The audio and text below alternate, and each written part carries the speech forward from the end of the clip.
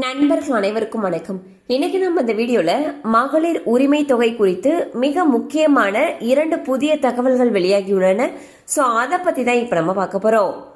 தமிழக அரசின் மகளிர் உரிமை தொகை திட்டம் தொடர்பான புதிய வழிகாட்டுதல்கள் தற்பொழுது வெளியாகியுள்ளன.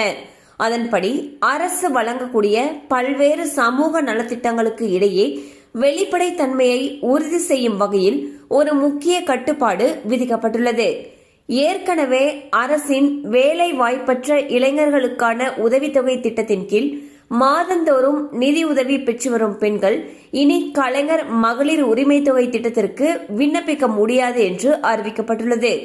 தகுதியுள்ள பயனாளிகள் ஒரே நேரத்தில் 2 வெவ்வேறான வாழ்வாதார உதவித்தொகைகளை பெறுவதை தவிர்க்கவே இந்த நடவடிக்கை எடுக்கப்பட்டிருப்பதாக தெரிகிறது.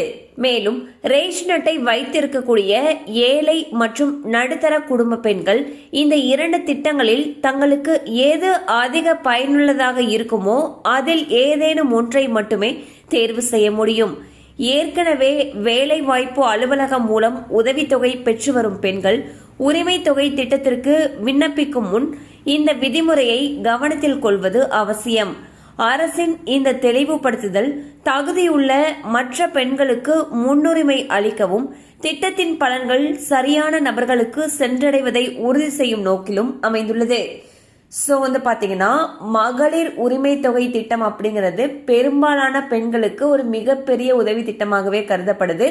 இந்நிலையில் அரசு ஒரு புதிய வழிகாட்டு நெறிமுறையை அறிவிச்சிருக்காங்க. அதுல என்ன சொல்லியிருக்காங்கன்னா, நம்ம வேலை வாய்ப்பு அலுவலகம் மூலமாக அந்த வேலை வாய்ப்பு இல்லாத பெண்களுக்கு வரக்கூடிய உதவித்தொகை யார் யாரெல்லாம் வாங்கிட்டு இருக்காங்களோ அவங்க மகளிர் உரிமை தொகையை பெற முடியாது, அல்லது அவங்க தேர்வு செஞ்சுக்கலாம். அதாவது மகளிர் உரிமை தொகை திட்டத்தின் மூலமாக வரக்கூடிய இந்த தொகை வேணுமா, இல்ல வேலை வாய்ப்பு அலுவலகம் மூலமா வரக்கூடிய உதவித்தொகை வேணுமா அப்படிங்கறத அவங்க தீர்மானிச்சு, அதாவது ஒரு திட்டத்தின் மூலமாக தான் பயன்பெற முடியும்னு சொல்லியிருக்காங்க.